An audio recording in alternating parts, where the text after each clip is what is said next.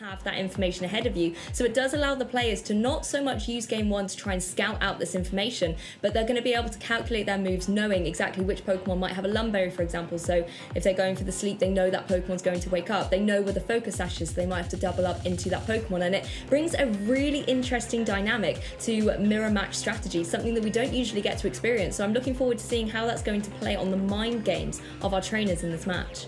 Yeah, it's a really good point you make there, especially when you look at these teams in particular, and you've got potentially Sleep Powder on the Venusaurs, you've got Yawn on the Umbreon. So there's lots of kind of disruptive kind of means that both players can utilize in this match. And knowing if your opponent has a Lumberry or not, it makes such a difference, because it's kind of like a free turn into that slot. If you've got the space to do it and start disrupting and kind of cutting short the momentum that your opponent's trying to build, and that just helps your momentum kind of swing into the match.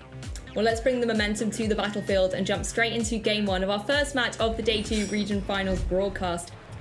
So let's take a closer look at what the leads are going to be for our Pokemon trainers. On Leonardo's side of the field, there's going to be the Regieleki and the Charizard. And on the opposing side of the field with Rafael, another Regieleki, and this time paired up, however, with the Venusaur.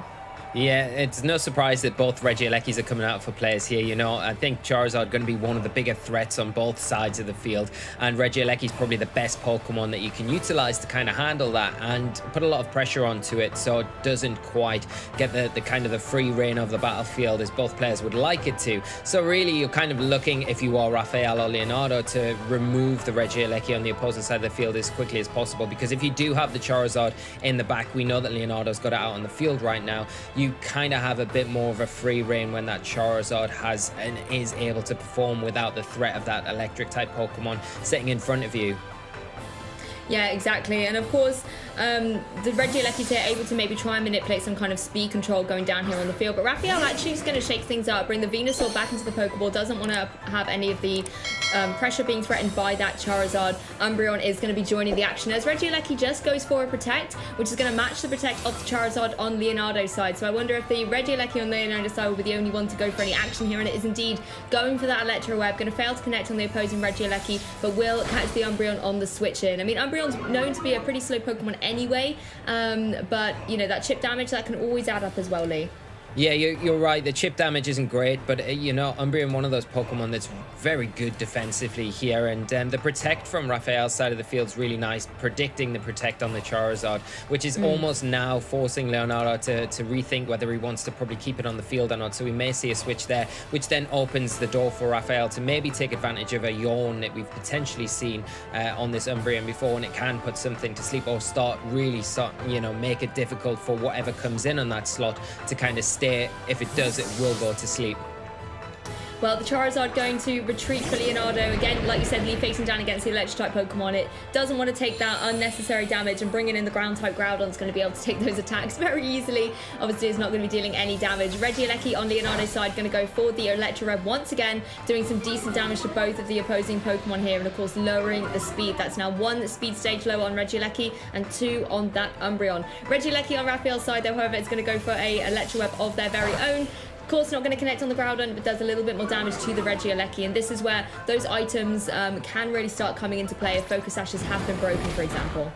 Yeah, definitely, and we do see the Umbreon not opt for a Yawn here, but just for a foul play, just to get some nice damage actually onto that Groudon. Like we mentioned before, any sort of chip damage that you can get at this point onto the big attacking Pokemon of your opponent's side of the field is going to be so invaluable for the late game. Now, the Regieleki here on Rafael's side of the field in a little bit of an awkward position, and Leonardo seems to have a really nice bold position where he can kind of throw out some big damage with the Groudon. Makes it difficult to switch in you know, a grounded Pokemon, and also it would be difficult to bring in the Charizard because of the threat of the Regieleki on the opposing side of the field. Well, I will forever and always be happy to see 2 Regielekis on the field, but at the moment it looks like they're still sticking to just going with these Electro Webs, constantly applying that pressure of reducing the speed of the opposing side of the field. It's a great strategy when you consider that Pokemon trainers do like to switch these things around to reset the stats, and you might be able to catch some damage on the way. However, it's going to be a Volt Switch there from Rafael's Regieleki. I'm eating my words a little bit, and that means that the drops there are going to be able to be reset. It allows Rafael the opportunity to bring in a Pokemon from the back as well. Yeah, and it looks like the Venusaur's coming in now, and with the Groudon on the field, with that sun in effect, the chlorophyll ability going to be active now for the Venusaur, and we're going to see a Moonlight as well, so overwriting all of that damage that the Regieleki's put onto the field already.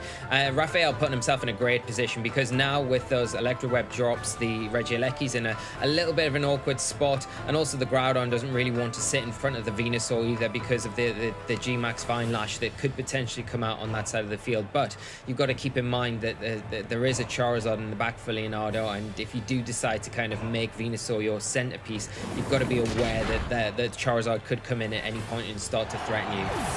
Well, Venusaur being able to capitalize on the fact that it is in the sun, its chlorophyll ability is activated, and Regieleki had taken that speed drop earlier. It's able to pick up the KO against it with that Sludge Bomb. However, Groudon's able to fire off a powerful Precipice Blades, doesn't manage to pick up any KOs, and will have to take the Yawn from that Umbreon. So this does force Leonardo to potentially have to switch out that Groudon so that it won't fall asleep into the next turn. Charizard, however, going to come in for Leonardo in replacement of that Regieleki, and now Lee, we've got the two Pokemon on the field that love to be in the sun. This is where you have to worry about the targeting of the Sleep Powder from this Venusaur, however, if it does want to go for that option. Yeah, definitely. The Charizard, if it hasn't got an item that can kind of bypass the Sleep Powder from the Venusaur, it's going to be in an awkward position as well. And the fact that the Umbreon's already revealed Yawn as well, it's kind of free this turn to potentially go for that onto the Charizard if it can take an attack from the Charizard. Obviously boosted in the sun, the G-Max Wildfire are going to be very powerful attack, and there's not many things in the format that you've got access to that can really take that attack, especially if you've got a Life Orb boosting the Charizard as well. Exactly. The Groudon doesn't want to fall asleep, so it is going to return to its Pokeball in place of that Venusaur. So Leonardo wants to try and make advantage of the sun here as well. Sleep Powder, however, does find its target onto that opposing Charizard. It's not going to be able to go for any moves at this turn, as it doesn't have a Lum Berry or anything to wake itself up from this stupor, so it will be taking one turn of sleep. Yawn as well going to come out from that Umbreon. And I like this play here by Rafael, very safe, predicting that the Groudon would very likely switch out, so you'd be able to Yawn the Pokemon coming in as the replacement. Yeah, it's a really nice way to kind of keep the momentum on your side of the field. You know, Rafael now can go for a potential, you could say, a grass type attack into the Venusaur here, expecting the Groudon to come back onto the field. It doesn't work out so well if the Venusaur decides to stay in, but at the same time, you're kind of then seeing the Venusaur go to sleep after that turn. So the return is still not too bad, and the risk there isn't, you know, the risk kind of worth it if you do see the Groudon come in on that slot for Leonardo. Oh, well, that's exactly what we're seeing here, Lee. Venusaur retreats and Groudon rejoins the field. Now, this is where Rafael had the options, like you said, to try and pick the targets. Goes for the Sludge Bomb down into the Charizard. Not enough to pick up the KO, but does a decent chunk of damage. Charizard still sleeping, however, and Yawn is going to come out once again from this Umbreon. So Rafael seems to be in a really kind of good rhythm here of just going for Yawn into that slot, making Leonardo forced to make those switches. Yeah, but the situation's changed slightly now. The Venusaur, which was kind of outspeeding everything, has lost its sun, losing that chlorophyll boost. So the Charizard, if it does potentially wake up here, could remove the Venusaur from the field, but then would be susceptible to maybe another Yawn from that Umbreon. And Umbreon shown why it's such a good utility Pokemon, support Pokemon for trainers to kind of use because of that Yawn. It's really forcing Leonardo in and out of that kind of Groudon slot each turn and making it hard to utilize the Pokemon there, and really preventing kind of that momentum build that he's kind of looking for, especially with that Groudon Charizard on the field. If you can get the wake up, of course, with the Charizard here and just throw out maybe even a Heat Wave, it would be a useful turn to take advantage of the Charizard in this situation. But of course, it's risky. The wake up is never guaranteed. We also haven't seen any Dynamax as of yet, Lee. This is still something for our Pokemon trainers to be able to utilize at some point in the game. It's just picking your moment, and Charizard picks an excellent moment to wake up, able to connect the Heat Wave in both of Raphael's Pokemon. Yes, it won't have the Sun boost, but it's enough to still pick up the KO against the Venusaur, revealing its Life Orb on that as well, so going to be dealing a quite strong punch with the fire type moves. It will, however, have to take the Snarl as well from that Umbreon, so that is going to reduce its special attack slightly, and also the special attack of that opposing Venusaur.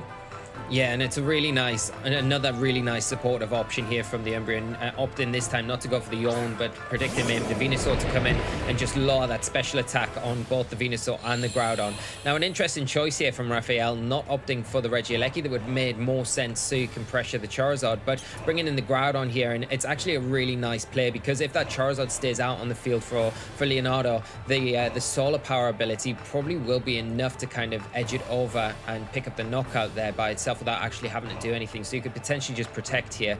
And the Venusaur not going to be hitting as hard because of the Snarl from the Umbreon. So the Groudon looking like quite a big threat right now, but has to worry, of course, as always, about a potential Sleep Powder coming out from Leonardo's side of the field on that Venusaur. Yeah, I think this is where the items get really interesting. You can see a little sneak peek on that Groudon that it is carrying the Lumberry. So one Sleep Powder it can take. But like you said, Lee, that Sun Up on that Venusaur, it's going to be really fast. And yes, you can take one, but if you haven't got a way to deal with that Venusaur, it's going to be able to Sleep Powder again on the following turn. But we have got our first Dynamax of the match. It is indeed going to be that Venusaur. Leonardo not opting to go for any Sleep Powders on this particular occasion, just maybe wants to go for the damage and utilize the fact that Venusaur is sitting pretty healthy on the field, will get its double HP and can really kind of gain the maximum potential out of this Dynamax turn. Rafael, however, is going to match that, going to be Dynamaxing up the Groudon, and I think this is a really good strategy from him here, being able to apply a lot of pressure, maybe trying to start setting up the special defense by going for something like a Max Quake into that opposing Venusaur. Yeah, and if I was Rafael, I'd really like to see that Max Guard come out here just to prevent any kind of damage this turn and allow the Charizard to go down to the Solar Power. But like you say, if you can start kind of stacking up the special defense boosts here on your Groudon this early on, it's going to make things a lot easier for you to kind of progress in this match. But taking a big G-Max Vine Lash from the Venusaur, maybe a bit too much damage. The Charizard going down now after getting the final Heat Wave off, and the Groudon going to be able to get some damage back in return onto this Venusaur. It's going to be a Max Quake, and we'll be interested to see how much damage this does. A good amount of damage, but is the special defense boost going to be enough for Groudon to be able to take another G-Max Vine Lash, especially with this residual damage it is stacking up every turn?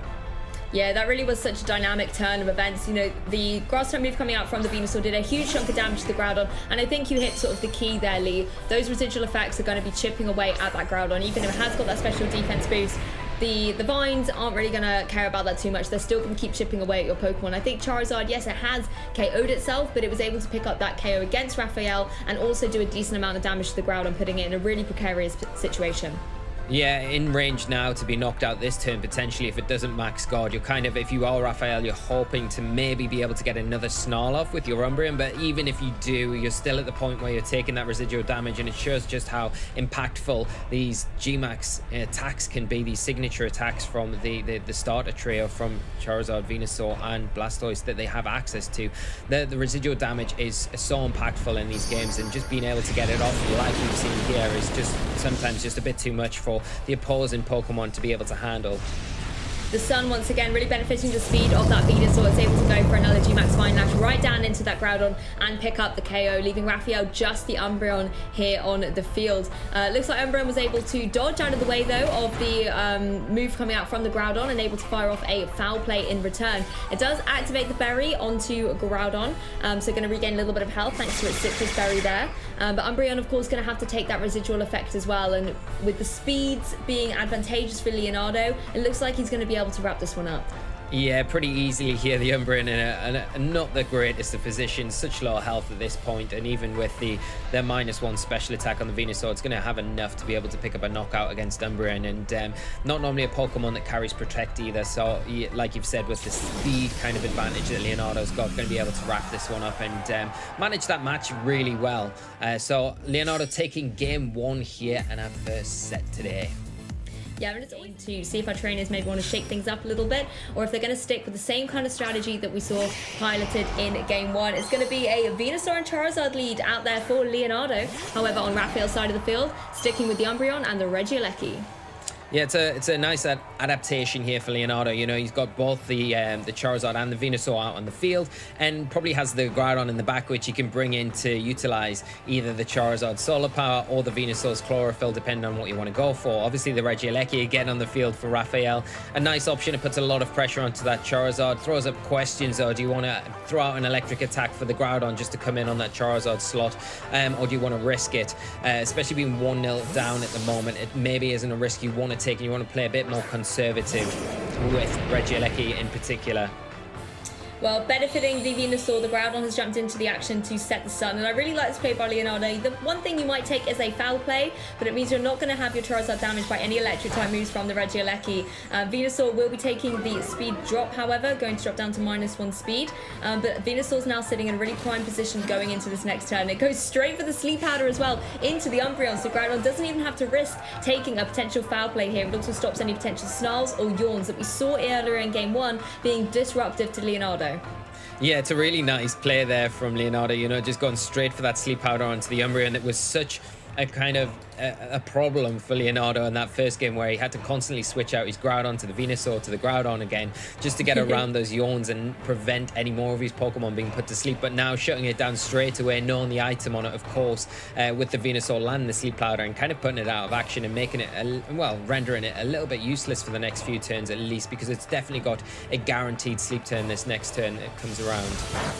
Regieleki staying on the field, not staying on the field, going for the Volt Switch here to leave the field in the face of this opposing Groudon. Doesn't want to take a Precipice Blades or anything like that. So it gives Rafael the opportunity as well to start switching up the ball position, maybe bring in a Groudon of his own to apply pressure. We might even see something like an earlier Dynamax in this position, start going for those Max Quakes, start dealing some good damage and try and removing the Pokemon that Leonardo has in a strong position here at the moment. There are no Dynamaxes though. It's going to be a Weather Ball coming out from this Venusaur, going to target down into the Groudon, do a decent chunk of damage, over 1/3 of damage into that slot, and it's also going to be followed up by a Precipice Blaze that finds its marks on both Pokemon. Not going to be able to pick up a KO, but that Groudon has come in significantly weakened for Rafael. Yeah, and that's the problem, you know, the Regieleki is so important for Rafael to make sure you've got it kind of intact for the Charizard late game, but by switching it out, it gives your opponent the opportunity to really get some damage onto something like the Groudon, which does make sense, because if you see a Sleep Powder come in on that slot, then you know you've got the Lumberry. But Leonardo kind of reading through that and just saying, I just want damage onto whatever comes in, and really capitalizing in this position. And I have to correct myself as well, the Umbreon actually took its sleep turn that first time around after getting the Sleep Powder, so it could have woke up that turn, but I don't know how useful it would be. It might have been a nice opportunity there for Rafael to maybe switch the Umbreon out and get something else onto the field to start really putting a bit more pressure on Leonardo's side, because at the moment there's not really too much offensive pressure coming out from his end. Well, we're going to see a Dynamax coming up on Leonardo's side of the field. It's going to be that Venusaur. Once again, can start applying pressure with something that G-Max Vine Lash with the dwindled HP of that Groudon is going to be able to pick up an easy KO. It's exactly what it does here, but goes down into the Umbreon instead. So Umbreon going to be going down into sort of 51 HP remaining. The residual effects are going to start taking their toll. And like I said, with the dwindling HP there on the Groudon, only a couple of those Vine extra measures are going to be able to pick up the KO eventually. Groudon, however, actually might be able to make things happen a little bit quicker by going for the Precipice Blades, KOing the Groudon on Rafael's side and putting the Umbreon into a really precarious situation. And poor Umbreon's just unable to wake up, unable to utilize this turn at all, and it will have to return to its Pokeball. So frustrating turn there for Rafael, unable to use the Umbreon at all. Yeah, and Umbreon, unfortunately, that Sleep Powder really punishing there, and then the G-Max Vine Lash, just the residual damage taking effect, clean it up. And you know, this combination here of the Groudon and the Venusaur is just so overpowering. Regieleki and the Venusaur coming in for Rafael, so he's still got access to Gigantamax, the Venusaur if he chooses to, but he's kind of got to really act now to start trying to get big damage onto the Groudon and hopefully trying to remove it. But again, Leonardo has a pretty easy switch into either the Charizard in the back, which, you know, is a little bit risky because that could be read into, especially by Rafael at this point. He's been forced into a corner, so he could maybe make that call, but it is risky again, Thunderbolting or Volt Switching into something like a Groudon here and it not switch out, and then you would get punished and it would be game over. Yeah, Leonardo really has come into this game too, being able to deal a huge amount of damage and capitalize on the switches that Rafael has been forced to make. You know, being able to get the damage on that Groudon so early on was pivotal. But Venusaur on Rafael's side is still very, very healthy. It's now Gigantamaxed up, and it can apply a lot of pressure in its own way as well. Regieleki just going to be going for a Protect here, knowing there could very well be a Precipice Blades coming out from that opposing Groudon. And the Venusaur is actually going to go for a Max Flare that has come off the Weather Ball in the sun, outspeeds the Venusaur and picks up a solid KO thanks to it being super effective damage. That's certainly a turn of events, and I never thought I'd see a Max Flare coming out from a Venusaur, Lee. Wow, the tables have turned here, and Rafael pulls himself straight back into this one, you know. A great turn. We are going to see a Precipice Blades come out, but being able to remove the opposing Venusaur is a huge feat here, because, you know, the opposing Venusaur on Leonardo's side of the field had taken an Electric Web earlier on in the game, so that kind of speed drop giving Rafael a real speed advantage here to be able to get the max flare off, which you said, Luke, we never really see too often from a little old Venusaur. Yeah, it allowed Rafael to be that little bit more fearless, sort of, and having the confidence to be able to know that your Venusaur is going to outspeed, and now it can apply that pressure again to the opposing Groudon. You don't even have to worry about the fake out from the Incineroar. If your Gigantamax, the fake out's unable to flinch you, so you can apply pressure to the Groudon here. You can also try and apply pressure to something like the Incineroar, try and deal some damage with the Regieleki and just do a decent chunk of damage with the Venusaur. It might well be enough to pick up a KO. It just depends how well trained this Incineroar is. Yeah, and the Incineroar coming in here makes it very difficult to kind of preserve your Regieleki here for Rafael. So nice play again from Leonardo to kind of capitalize in the position of that Regieleki protecting the last turn. And as we've already mentioned, you kind of need to have the Regieleki sticking around until that Charizard comes back onto the field, because Venusaur not really the Pokemon that can deal with it as effectively as Regieleki can. I love this synergy though. The Max Ooze coming out, going to boost up the special attack of both Pokemon, including that Regieleki before it's able to move. It's able to go for that Thunderbolt into the Incineroar, but it is not enough to pick up a KO despite the boost. Meaning that the Incineroar is going to be able to retaliate. We saw the damage coming out from the Groudon. It did avoid the Regieleki, but Venusaur is going to be KO'd, unfortunately. Yeah, that's a little bit unfortunate for Rafael. Losing the Venusaur kind of means that the Groudon just gets the automatic win here. There is no way that Rafael has a way to deal with the Groudon now. Regieleki just doesn't have the kind of tools or moves at its disposal to be able to tackle the Groudon, and one Precipice Blades is going to be enough. So, Leonardo, you kind of identifying a really clever win condition there, where if I remove the Venusaur this turn, not entertain the fake out like I was planning to, I know my Incineroar is going to be able to take those attacks, then Groudon just auto wins this match, and that's what we've seen, and Leonardo really kind of dictating play in that last one superbly. So